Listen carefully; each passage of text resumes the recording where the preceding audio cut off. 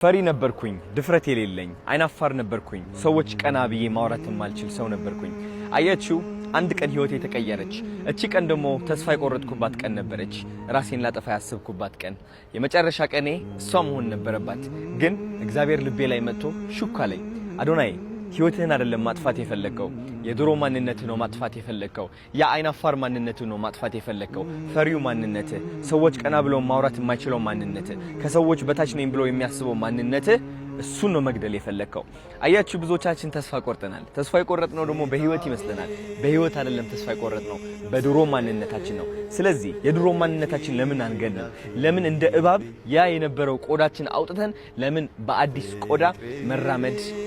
አንፈልግም አንጀምርም